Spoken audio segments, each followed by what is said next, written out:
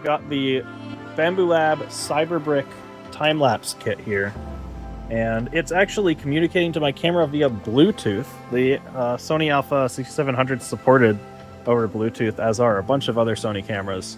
So at the end of every single layer, you can hear it just then. It just takes a photo for me, and I can go in and take a look at all the past photos it took, which is pretty cool. I think it'll look really neat at the end.